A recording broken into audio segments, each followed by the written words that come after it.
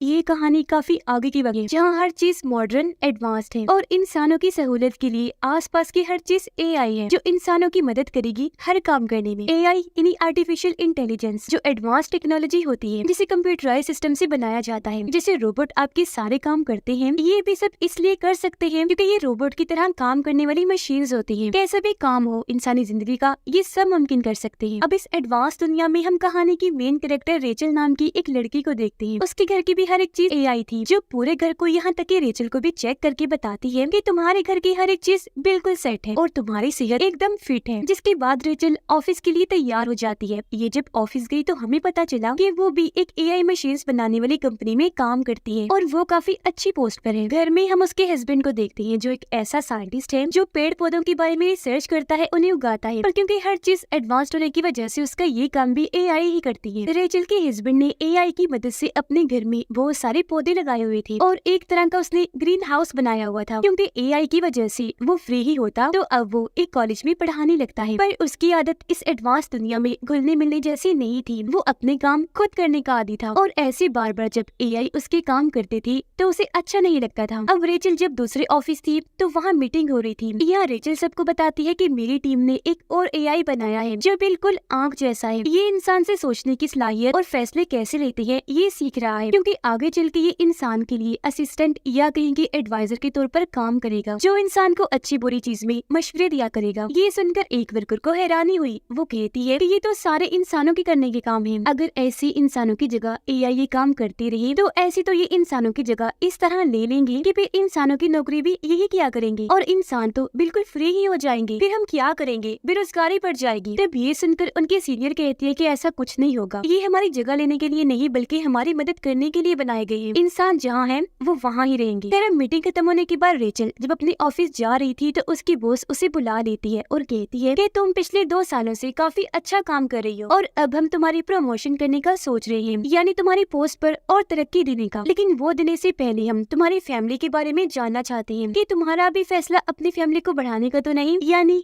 बच्चा पैदा करने का। जो सुनकर रेचल को काफी हैरत हुई कि मेरी प्रमोशन का भला बच्चे पैदा होने से क्या ताल्लुक। पर वो ये कहकर मना कर देती है कि नहीं, अभी इस बारे में हमने सोचा नहीं। जिस पर उसकी बॉस कहती है कि मैंने ऐसा इसलिए पूछा क्योंकि हमारी कंपनी को तुम्हारी वजह से काफी फायदा हो रहा है, तुम काफी अच्छा काम कर रही हो। तो मैं नहीं चाहती कि जब तुम बच्चा पैदा करने का सोचो तो तुम्हें छुट्टियां लेनी पड़ जाएं। काम पर तुम्हारा रेगुलर होना जरूरी है, पर अगर तुम बच्चा पैदा करना चाहती हो तो हमारे पास इसका दूसरा हल है। जो कहकर वो उसे आर्टिफिशियल वूम सेंटर का नंबर देती है, जहाँ पर मसनूई तरीके से बच्चे पैदा किए जाते हैं। इन्हें जैसे माँ के पेट में 9 महीने तक बच्चा पलता रहता है, उसी तरह आर्टिफिशियल वूम में बच्चा पलता है और ये बिल्कुल माँ और बच्चे पैदा होने की प्रोसेस जैसा ही होता है। अब जब रेचल उस सेंटर में गई तो वो सब कुछ देखकर और जानकर काफी खुश हो जाती है, क्योंकि अब उसका भी दिल माँ बनने का कर रहा था। इसलिए वो यहाँ अपना नाम भी लिखवा देती है, क्योंकि जो आर्टिफिशियल वूम बनाई जाती है वो हर वक्त नहीं होती बल्कि फैमिलीज के कहने पर अरेंज करवाई जाती है। अब अगले ही दिन रेचल के पास सेंटर से कॉल आ जाती है और उसे बताया जाता है कि आपके लिए आर्टिफिशियल वूम का इंतजाम हो गया है। जो सुनकर वो काफी खुश हो गई थी, क्योंकि अब वो भी एक बच्चा हासिल कर लेगी। उधर रेचल का हस्बैंड जब कॉलेज में था तो वो बच्चों को एक पेड़ से फल तोड़कर देता है ताकि वो खा ले, पर कोई भी उसे नहीं खाता। इस वजह से क्योंकि वो नेचुरल कुदरती तौर पर पेड़ से उगा था, न कि एआई की वजह से। जिससे यहाँ हमें समझ लगी कि ये लोग एआई में इतना खो गए हैं कि नेचर कुदरत को जैसे भूल ही गए हैं। अब रेचल आर्टिफिशियल बच्चे पैदा करने की खबर अपनी दोस्त को भी देती है, जो सुनकर वो काफी खुश हो गई और पार्टी रखने का फैसला करती है। जिस पर रेचल कहती है मगर ये बात मैंने अभी तक अपने हस्बैंड को नहीं बताई, क्योंकि वो इस एडवांस दौर में भी नेचुरल तरीके से चीजों को हासिल करने पर यकीन करते हैं। इस तरह चीजें हासिल करना उन्हें पसंद नहीं है, क्योंकि उनका कुदरत पर बहुत यकीन है। अब इस सोच में वो पड़ी ही थी, लेकिन फिर अपने डॉक्टर के पास जाने का सोचती है, जो भी और कोई नहीं बल्कि एक एआई डॉक्टर था जो किसी बड़ी सी आंख जैसा लग रहा था। रेचल उसे कहती है कि मैं आर्टिफिशियल वूम से बच्चा कैसे पैदा करूं, क्योंकि मेरे हस्बैंड कुदरती तरीके से ये सब चाहते हैं, यानी मैं खुद माँ बनूं और बच्चा पैदा करूं। जिस पर एआई डॉक्टर कहता है कि तुम अपने हस्बैंड को समझाओ, क्योंकि इस दौर में नेचुरल जैसी कोई चीज नहीं रह गई। तुम्हें इस बात से फर्क नहीं पड़ना चाहिए कि बच्चा कैसे पैदा हो रहा है, बस इस बात की खुशी मनाओ कि तुम लोग माँ बाप बनने वाले हो। जिसके बाद अब रेचल सब कुछ अपने हस्बैंड को बताने का सोचती है। शाम को जब वो घर आई तो बात करने उसके पास गई, लेकिन देखती है कि अभी मेरा हस्बैंड काफी परेशान है। वो रेचल को भी अपनी परेशानी बताता है कि आज बच्चों ने पेड़ का फ्रूट नहीं खाया, पता नहीं कैसा दौर आ गया है, लोग नेचर से दूर ही हो गए हैं। अब ये सुनकर रेचल अपना मन बदल लेती है और फिलहाल उसे कुछ भी नहीं बताती। अगले दिन फिर वो वूम सेंटर गई, जहाँ पर और भी कई सारी औरतें आई हुई थी। तभी यहाँ वोम सेंटर की हेड लिंडा आई, जो सबको बताती है कि हमने ये सेंटर इसलिए खोला क्योंकि इस दौर में बच्चे बहुत ही कम पैदा हो रहे थे, पर ये तरीका निकाल कर हम औरतों की मदद करना चाहते हैं ताकि बच्चा पैदा होने में कोई मसला ना हो। जो कहने के बाद वो सबको एक पोर्ट कैप्सूल दिखाती है जो काफी बड़े अंडे जैसा लग रहा था, जिसके अंदर ही बच्चा रहेगा और 9 महीने तक ग्रो करेगा, यानी उसके अंदर ही फल फूल कर बड़ा होगा। और जब बच्चा पैदा होने का वक्त आता है तो ये पोर्ट कैप्सूल उसके माँ बाप को दे दिया जाता है, जिसके बाद वो ये भी कहती है कि आप बच्चे से कोई बात करके, कोई गाना सुनाकर उसे कनेक्ट करने, जुड़ने की भी कोशिश कर सकते हैं। इसके अलावा ये भी कि बच्चे को खाना कैसे खिलाते हैं, और क्योंकि ये बच्चे के माँ बाप हैं तो पोर्ट कैप्सूल ये घर ले जा सकते हैं। क्योंकि ये सब इन्हें बताने का मकसद ये था कि ये पूरा प्रोसेस असली जैसा ही है, तो घबराने की जरूरत नहीं है। अब लिंडा रेचल को कहती है कि अगर तुम ये प्रोसीजर शुरू करवाना चाहती हो तो पहले इसकी फीस भरनी होगी, जिस पर वो कहती है कि अभी इसके लिए मुझे टाइम चाहिए ताकि मैं अपने हस्बैंड से बात कर लूं। जिसके बाद वो पूरा ज़हन बना लेती है और आखिर घर आकर सारी बात अपने हस्बैंड को बता देती है कि मुझे आर्टिफिशियल वूम की मदद से बच्चा चाहिए, क्योंकि मुझे अपने करियर पर ध्यान देना है, तो नेचुरल तरीके से मैं बच्चा पैदा नहीं कर सकती। अब ये सुनकर उसके हस्बैंड को काफी बुरा लगा, क्योंकि एक तो वो इस तरीके के खिलाफ था और दूसरा कि रेचल ने अकेले ये फैसला ले लिया था। इस पर वो कहती है कि मेरी मजबूरी है, क्योंकि ये चीज मेरी प्रमोशन से जुड़ी हुई है। और अब इस बात को लेकर उनकी बहस होने लगी, लेकिन फिर रेचल अपना गुस्सा कंट्रोल करके उससे माफी मांगती है और ये भी कहती है कि हमें पहले मेरी एक दोस्त से मिल लेना चाहिए, क्योंकि उसने भी आर्टिफिशियल तरीके से ही बच्चा पैदा किया है। अगर उसके लिए सब ठीक रहा होगा तो हम भी ये कर लेंगे। जिसके लिए उसका हस्बैंड मान गया और अगले ही दिन ये रेचल की दोस्त के घर आ जाते हैं, जहाँ उसकी दोस्त का हस्बैंड उन्हें हंसी मजाक में ये समझाने लगता है कि तुम आर्टिफिशियल वूम में बच्चे को कैसे उठाकर अपने साथ कहीं भी ले जा सकते हो। जो देखकर रेचल के हस्बैंड को काफी अजीब लगा। फिर वो घर आकर रेचल से कहता है कि मैं ये फैसला इतनी जल्दबाजी प्रेशर में नहीं ले सकता, आखिर बच्चे का मामला है। जिस पर रेचल कहती है कि ऐसा करो, तुम मेरे एआई डॉक्टर से बात कर लो, वो भी तुम्हें ठीक ही बताएगा। अब उसके कहने पर रेचल का हस्बैंड एआई डॉक्टर से बात करता है, पर वहाँ भी उसकी बहस हो गई, इसीलिए बात बीच में ही छोड़कर वो वहाँ से बाहर निकल आता है। रात को खाने के वक्त भी ये एडवांस जिंदगी से इंसानों पर पड़ने वाली असरात के बारे में बात करते हैं कि एआई की वजह से इंसान खुद से कोई काम नहीं करते, ऐसे तो वो आलसी बन जाएंगे। पर रात को ही रेचल के हस्बैंड को एहसास हो गया और वो उसे कहता है कि मैं जानता हूँ तुम ये सब हमारी फैमिली के लिए ही कर रही हो, और अगर तुम्हारी खुशी आर्टिफिशियल तरीके से बच्चा पैदा करने में है तो मैं भी इसमें राजी हूँ। और अब वो भी आखिर इस फैसले के लिए राजी हो गया। फिर अगले ही दिन ये लिंडा से मिलने जाती है, जहाँ वो कहती है कि अगर आपको लड़का चाहिए तो उसके लिए हमें आपकी और ज्यादा मदद चाहिए, मतलब आप दोनों को अपने जिस्म की कोई चीज देनी होगी। जिस पर रेचल कहती है कि नहीं, जरूरी नहीं कि लड़का ही हो, अब बच्चा होगा या बच्ची ये चीज हम नेचर पर छोड़ देते हैं। जिसके बाद इनकी बच्ची का प्रोसेस शुरू हो गया, जो उन्हें स्क्रीन पर दिखाया जा रहा था। हर चीज ठीक थी, यानी कि 9 महीने के बाद इन्हें बच्चा मिल जाएगा, जो सोचकर ये काफी खुश हो जाते हैं। अब रेचल उस ऐप के जरिए बच्चे से कनेक्ट होने, जुड़ने की कोशिश करती है, जो उसे लिंडा ने बताई थी, जहाँ वो देखती है कि कुछ हफ्ते हो गए हैं पर बच्चे की ग्रोथ अभी इतनी नहीं हुई, जिस वजह से उसे परेशानी होने लगी। फिर रात को जब वो सो रही थी तो उसे एक सपना आया, जिसमें वो देखती है कि वो प्रेग्नेंट है और उसका बच्चा पैदा हुआ है, जो कोई बेबी नहीं था बल्कि एक अंडा था। अब उसे ये सपना काफी अजीब लगा, जिसके बारे में वो अपने एआई डॉक्टर को बताती है, जिस पर उसका कहना था कि तुम्हारे इस सपने का मतलब यही हो सकता है कि अब तुम सच में माँ बनने वाली हो। इसके अलावा सपनों का ताल्लुक हमारी असली जिंदगी से नहीं होता, तो तुम इस पर ध्यान न दो। अब 6 हफ्ते गुजर जाते हैं, जहाँ ये लोग वूम सेंटर में गए, देखते हैं कि इनके बच्चे की दिल की धड़कन चलना शुरू हो गई है, जिससे इन्हें बहुत खुशी हुई। फिर लिंडा इन्हें इजाजत दे देती है कि ये पोर्ट कैप्सूल को अपने घर ले जा सकते हैं ताकि बच्चे से घुल मिल सके। घर लाकर रेचल का हस्बैंड पहली बार स्क्रीन में अपने बच्चे को देखता है, जिसे आज यहाँ उसे एहसास हुआ कि हमारा बच्चा आने वाला है, और बाप बनने की उसे बहुत खुशी होने लगती है। वो बच्चे से कनेक्ट होने लगा, जैसे उसे कहानियाँ सुनाता है, अपने ग्रीन हाउस में लेकर जाता है, पर उसकी निस्बत रेचल इन सबसे कनेक्ट नहीं कर पा रही थी, क्योंकि उसे लग रहा था कि इस तरह बच्चा पैदा करके मैं ये एहसास खो दूंगी कि प्रेग्नेंट होने पर क्या होता है। वो जब पूल में नहाने गई तो एक प्रेग्नेंट औरत को देखती है, जो रेचल का हाथ अपने पेट पर रखती है और उसे एहसास करवाती है कि प्रेग्नेंट होकर औरत को कैसा महसूस होता है, जो देखकर रेचल को उसके लिए काफी अच्छा लगा, पर अब उसे अपने फैसले पर पछतावा हो रहा था। फिर ये दोनों वूम सेंटर गए अपने बच्चे के बारे में और ट्रेनिंग लेने के लिए, जहाँ ये देखते हैं कि वहाँ आज कुछ बड़े बच्चों को लाया गया है जो पढ़ाई कर रहे हैं, पर वो खुद से कुछ भी नहीं लिख रहे, बल्कि वो एआई रोबोट्स को कह रहे हैं कि ये लिखो, जिस पर वो रोबोट्स लिख रहे थे। अब ये देखकर अक्सर माँ बाप को काफी हैरानी हुई, और फिर तभी यहाँ खड़ा एक लड़का पूछता है कि मेरा भतीजा आर्टिफिशियल वूम से पैदा हुआ था, पर एक अजीब चीज, उसे आज तक एक भी सपना नहीं आया। इस पर लिंडा कहती है कि हाँ, वो हमारी तरफ से ही हुआ है, हमने खुद उन बच्चों की कुछ चीजों पर लिमिटेशंस लगाई हैं ताकि बच्चे वो काम ना करें, पर जल्द हम उन सब बच्चों के लिए हर चीज खोल देंगे। उधर पर रेचल हर वक्त परेशान रहने लगी थी, ये सोचकर कि कहीं मैंने कोई गलत फैसला तो नहीं ले लिया, जिस वजह से उसके काम पर भी असर पड़ रहा था। वो जिस तरह पहले अपने एआई की आइडिन इन्वेंशंस इजाद कर रही थी, अब वो काम सुस्त हो गया था, जिस बात का उसे नुकसान भी हो सकता था, क्योंकि ये रिपोर्ट सीधा उसकी बॉस के पास जाती थी, जिससे उसे ये लग सकता था कि कोई इंसान टाइम पास कर रहा है या दिल से काम कर रहा है। अब रेचल का हस्बैंड अपने बच्चे को कॉलेज में भी लेकर जाता है, जहाँ उसे बहुत खुशी मिलती है। फिर उसका सीनियर आकर बताता है कि तुम्हारे ग्रीन हाउस की वजह से हमें बहुत पैसे देने पड़ते हैं, तो अब से तुम्हें ये काम बंद करना पड़ेगा, जो सुनकर उसे काफी गुस्सा आ जाता है। अब वो जब घर आया